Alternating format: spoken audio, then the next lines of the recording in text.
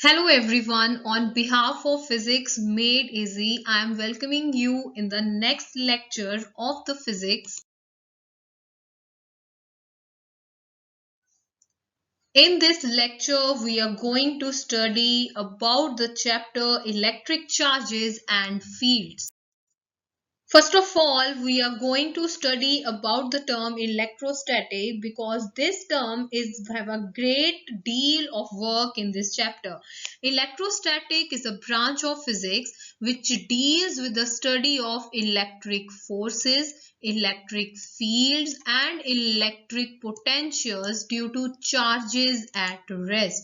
It is also known as static electricity. Lightning in the sky is also come under this phenomena, and lightning in the sky is due to the electric discharges. Moreover, crackling sound that we heard when hand is taken near the TV screen is also the example of electric discharge. So now what is electric charge? Electric charge is a primary physical quantity due to which electrical and other related effects are produced in the matter.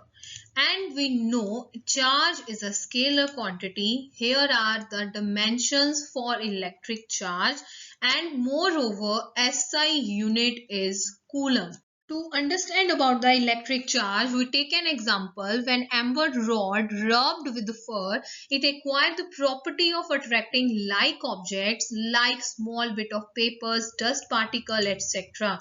So the bodies which acquire this property is said to be electrified. So the next one is a kind of electric charges. There are two kinds of electric charges that we can easily understood with the help of the small experiment, and a small experiment shows that electric charge appearing on a glass rod when rubbed with silk of opposite sign to that appeared on a glass rod when rubbed with fur. So these opposite charges are named as positive and a negative. But this have to kept in mind. The choices of name is simply because of convention. It was Benjamin Franklin who called the charge on a glass rod rubbed with silk as positive charge, and the charge on a glass rod rubbed with fur as negative charge. And the bodies, those having no charge on them, are called as neutral. Positive charge is denoted by plus sign and negative charge by negative sign.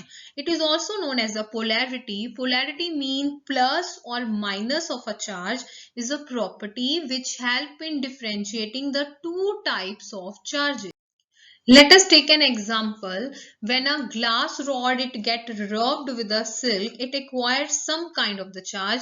When the charged glass rods are bring close to each other, then both glass rods get repel. Similarly, when a charged plastic rods are brought contact with each other, they also show the repulsion. But at last, when a glass rod and plastic rod come in contact with each other, they shows the attraction. So this simple experiment shows the existence of two kind of charges. So we can say that there are the two kind of the opposite charges, and the figure A and B clear the one thing that the same charges repel each other. From the figure number C, it is very clear that unlike charges attract each other. Next is the important topic, electroscope. It is a device. It is used to detect the presence and the nature of electric charge on a body. A very sensitive and commonly used type of such apparatus is a gold leaf electroscope. Gold leaf electroscope.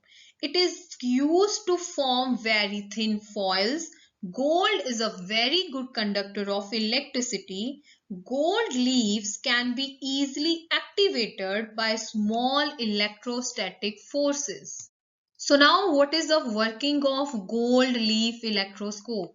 In the figure you can easily observe there are the metal leaves inside the apparatus.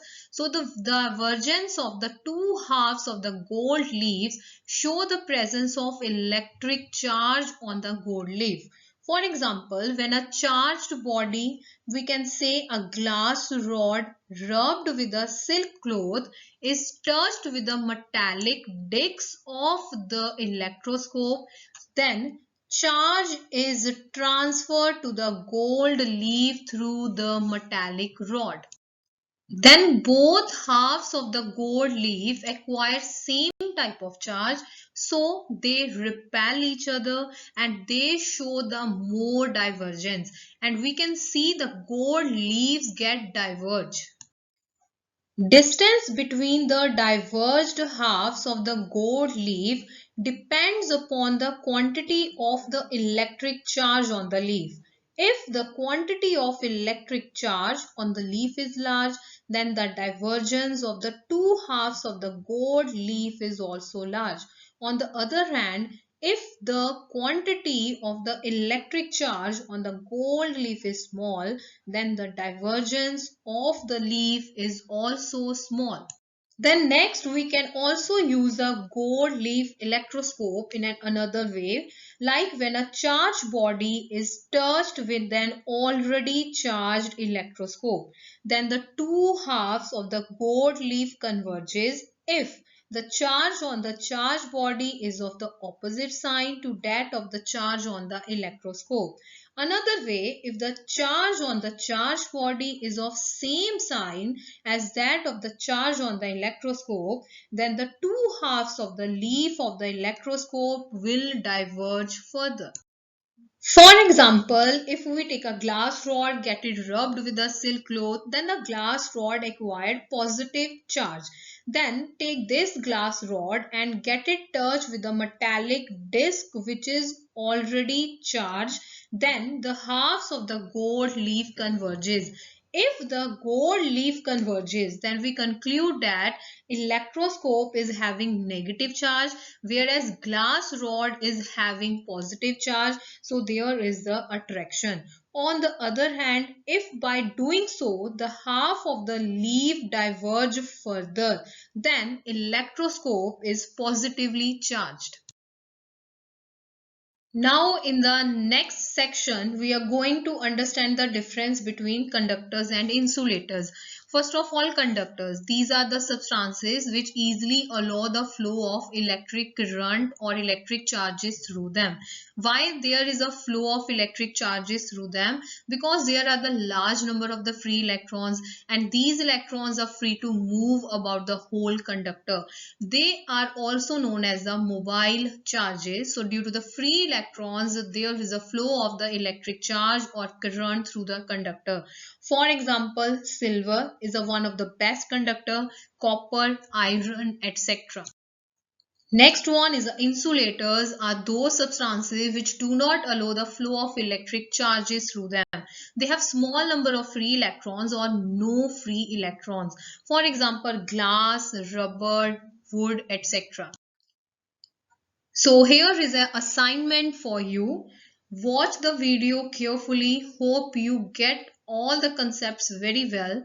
So do the assignment, recall your knowledge. Thank you. Take care and have a nice day.